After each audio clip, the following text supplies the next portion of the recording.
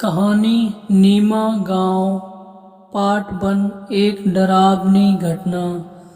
जीवन में कुछ ऐसी घटनाएं घटित हो जाती हैं जिन पर यकीन करना बहुत ही मुश्किल होता है। मेरे साथ भी कुछ ऐसा ही हुआ। ये घटना मेरे साथ लगभग आज से 20 साल पहले घटित हुई थी। मेरा नाम अजय यादव है।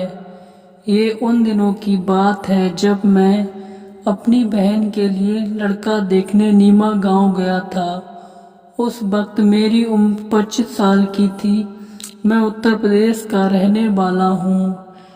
ट्रेन लेट हो जाने की वजह से मैं जिस वक्त छालदा पहुंचा उस वक्त रात गहरी हो चुकी थी और मैं इस अंदाजे से चला था कि दिन खत्म होने से पहले मैं छालदा पहुंच जाऊंगा और वहां से बस पकड़कर नीमा गांव तक।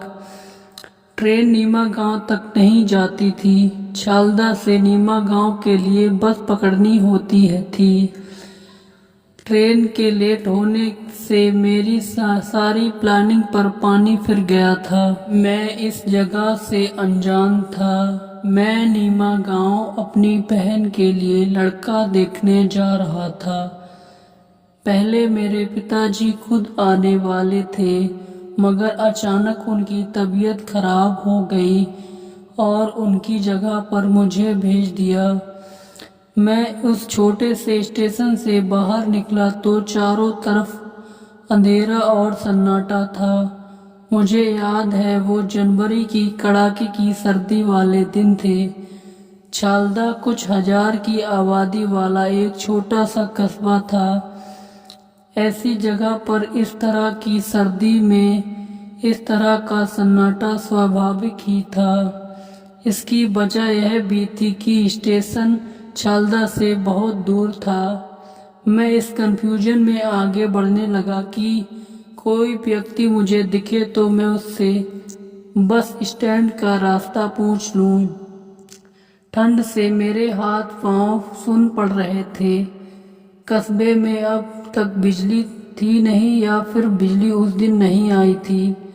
कच्चे रास्ते के किनारे पर कुत्ते के भौंकने की आवाज से मैं यह अंदाजा लगा रहा था कि मैं बस्ती की तरफ जाने वाला रास्ता ही पकड़ा है। मेरा गुजर एक घर के सामने से हुआ तो सोचा कि कुंडी खटखटा कर किसी से बस स्टैंड का रास्ता मालूम कर लूं। अभी इतनी देर भी नहीं हुई थी कि सारे लोग सो गए। मैं ये ही सोच रहा था कि तब मुझे अपने पीछे से कुछ फासले पर साइकिल चलने की आवाज सुनाई दी। साइकिल सवार मेरे पास ही आ गया। मैं उससे कुछ पूछता मगर उसने मेरे पूछने से पहले खुद ही पूछ लिया।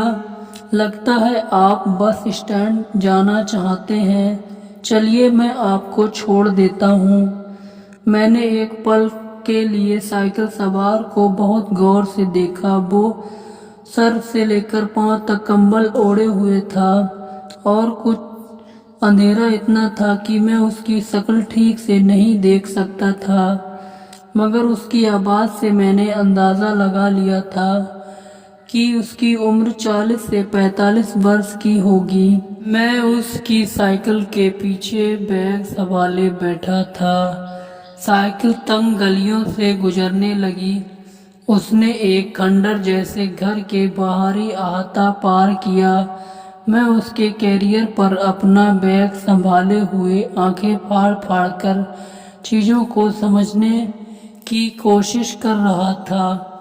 पुरानी साइकिल की खड़खड़ाहट की आवाज न जाने कहां तक पहुंच रही थी। मुझे कुछ हैरानी भी हो रही थी कि अभी इतनी देर भी नहीं हुई कि बस्ती में इस तरह का सन्नाटा छा जाए। रास्ते में सिर्फ कुछ कुत्ते ही मिले। उन्हें हटाने के लिए साइकिल सवार ने कई बार घंटी बजाई। जब हम एक घने खेतों के अंदर से गुजर रहे थे तो उसने अपनी चुप्पी तोड़ी। लगता है आज गाड़ी लेट हो गई है। जी हाँ, आपने बिल्कुल सही कहा। बस पहुंचने ही वाली होगी, यह आखिरी बस है। आप खुशकिस्मत हैं कि मिल गया, वरना यह सब आपको कभी मिलने वाली नहीं थी। आपका बहुत बहुत शुक्रिया। मैं आपका एहसान कभी नहीं भूलूंगा। मेरी वजह से आप इतनी मुसीबत उठा रहे हैं। ऐसी कोई बात नहीं है बाबू, उसने खड़खड़ाती हुई आवाज में कहा। मैं तो अपने खेत से लौट रहा था। मेरा घर बस स्टैंड के आगे ही पड़ता है। आपको देखा तो मैं समझ गया कि आप मुसाफिर हो। तो क्या इस इलाके में बिजली नहीं है क्या? बिजली तो है, मगर केवल 3 घंटे ही आती है। कभी दिन में तो कभी रात में। यहाँ सब ऐसे ही चलता है बाबू। लोग यहाँ बहुत जल्दी सो जाते हैं क्या?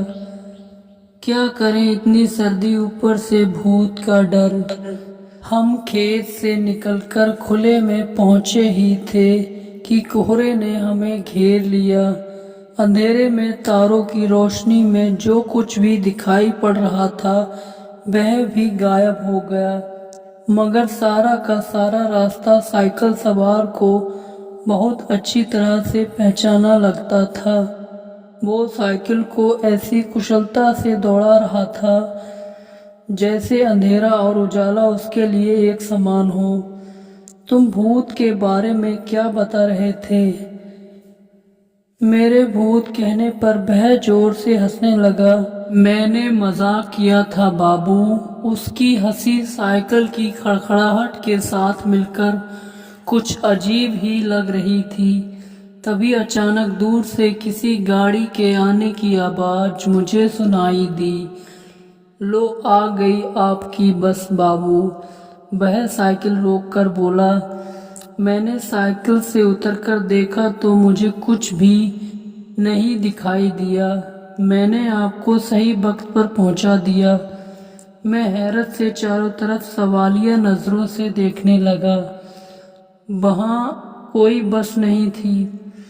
मेरा इतना ही कहना था कि बस की आवाज तेजी से मुझे करीब आती सुनाई दी। सचमुच में बस अंधेरे को चीरती हुई हमारे पास पहुंच गई। तेज आवाज के साथ बस रुकी। वहां जंग लगी और टीन लोहे की आवाज थी। बस के अंदर कोई रोशनी ना थी और ना उसके बाहर। बस में हेडलाइट तक नहीं थी। मेरी कुछ भी समझ में नहीं आ रहा था कि वह बस किस जमाने की थी। मैंने उसे देखकर यह महसूस किया कि यह कम से कम इस सदी की तो बस बिल्कुल भी नहीं लग रही थी। फिर भी मैंने सोचा कि हमारे देश के कुछ हिस्सों में यह सब आज भी चलता रहता है, जिसका दुनिया ने बहुत सालों पहले त्याग कर दिया है, जैसे पुरानी मशीन, पुरानी गाड़ियां आदि, जाने क्या क्या। बस के दरवाजे पर जो आदमी आया वह कंडक्टर ही लगता था। बस की तरह उसकी भी मैं केवल छाया ही देख सका। उसने टॉर्च की रोशनी हम दोनों के चेहरे पर डाली। तभी साइकिल वाला व्यक्ति उस कंडक्टर से कहने लगा, बाबू साहब को नीमा गांव तक छोड़ देना। मैं बस के ऊपर चढ़ गया और चुपचाप सीट पर जाकर बैठ गया। सीट पर बैठने के बाद खिड़की से बाहर की ओर देखा। बस तब तक चल चुकी थी। मैं साइकिल सवार को आवाज देकर उसका शुक्रिया अदा करना चाहता था, मगर वह दिखाई ही नहीं पड़ा इतने अंधेरे और धुंध में। वैसे भी करीब से किसी को भी देख पाना बहुत मुश्किल रहा था। मैंने सीट पर से टेक कर बस का माहौल जायजा लेने की कोशिश की, मगर मुझे माहौल सही लग रहा था। बस जोर जोर से हिलती हुई चल रही थी। असल में बस केवल रेंग ही रही थी। उसमें गति जितनी कम थी, शोर उतना ही ज्यादा था। जिस बस में हेडलाइट तक ना हो वह आपको अपनी मंजिल तक पहुंचा दे तो बहुत ही बड़ी बात है। दोस्तों, कहानी में आगे क्या हुआ जानने के लिए कहानी का अगला भाग जरूर देखें। मिलते हैं कहानी के अगले भाग में।